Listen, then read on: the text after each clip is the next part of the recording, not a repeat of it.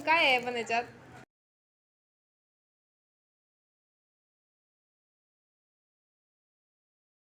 आता परत बोल. काय ते तरी सांगा. हे काय एवढं मोठं अरे आणलंय? खोलून बघा ना, काय ते काय करताय ते.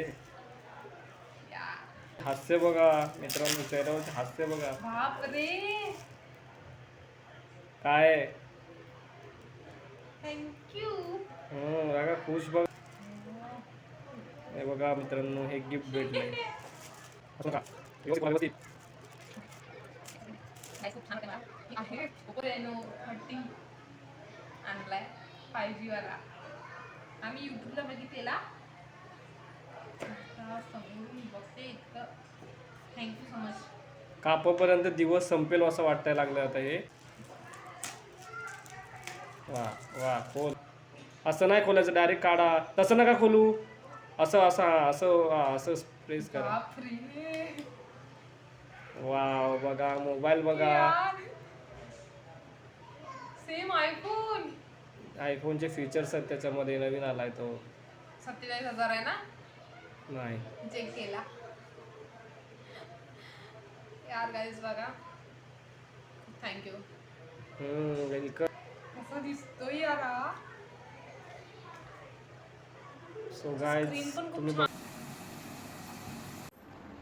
सो गाईज बघू शकता, कितीही मोबाईल हलवला तरी त्याच्यात ब्लरनेस असा अजिबात नाही येत आहे. मी लिटरली एकदम फास्टच सही करते.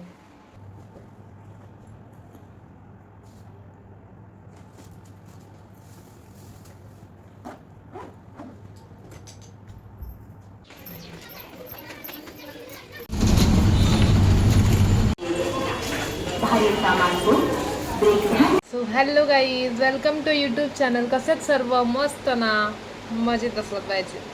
तर गाईज इतक्या दिवसानंतर एक ब्लॉग बनवते आणि तोही ब्लॉग माझ्या बड्डेचा आहे.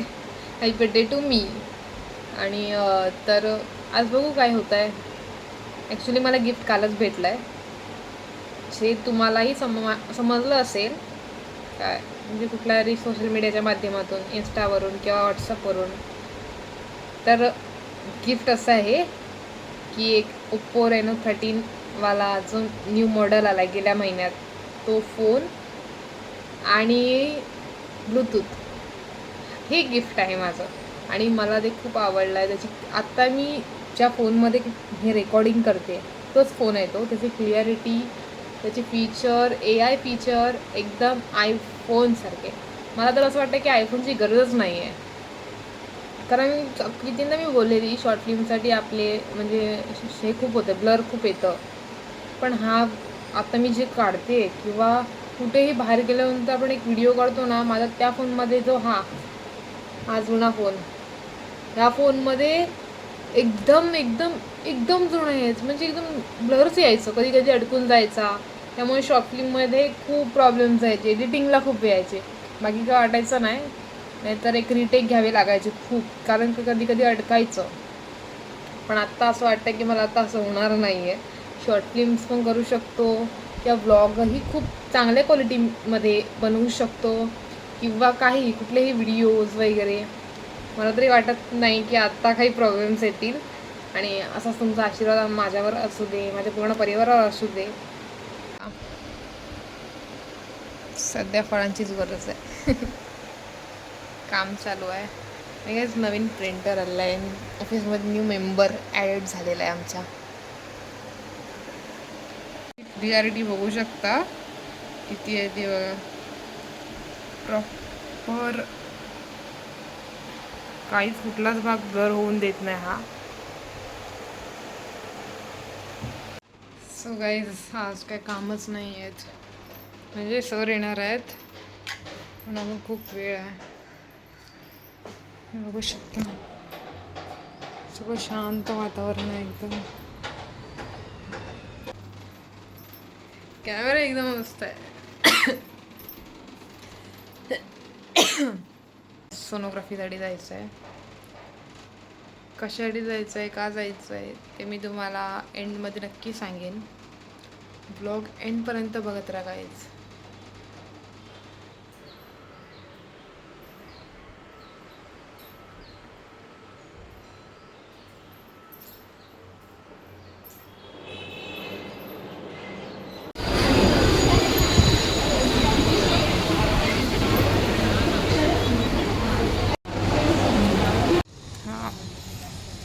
या फळं खायला.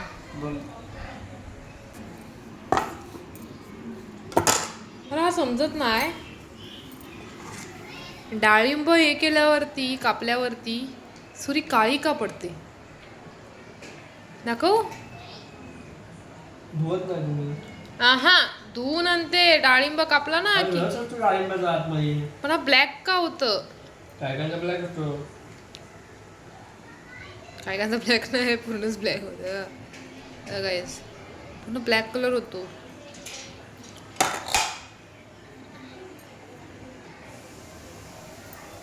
काजळच बनेल याचं.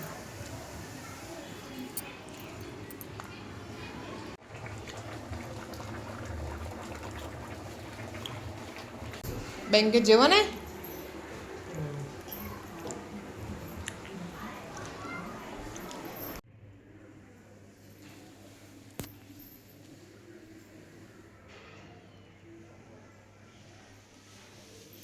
उचला उचला, हा काढा. नको काढू. काढा. बोल खाली. नाही नाही काढा, छोटंसं हे करूया आपण.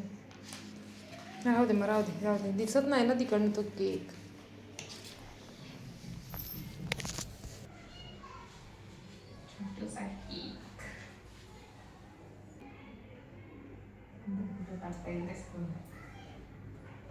स्मरण करूया.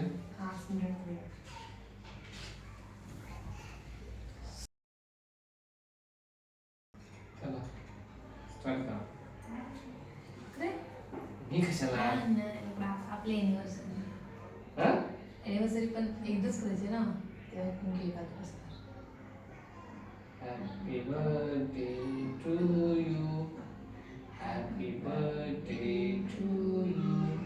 Happy birthday dear Dishaji. Happy birthday to you. May God bless you.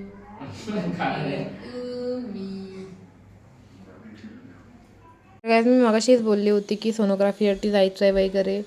तर कारण असं की ह्याआधी मला लंग्समध्ये प्रॉब्लेम होता पाण्याचा, सो तिकडे गाठ आलेली. आणि आत्ताही असं वाटतं की म्हणजे स्पर्श केल्यावर जाणवतं की यार गाठ आहे वगैरे. आणि मला रात्रीचं ते दुखतं, त्यामुळे मला एक्सरामध्ये ते सूज दाखवत होती, पण आपल्याला प्रॉपर माहीत नाही ती कसली आहे. सो सोनोग्राफी काढला आहे, आता येईल तेव्हा माहीत पडेल काय ते.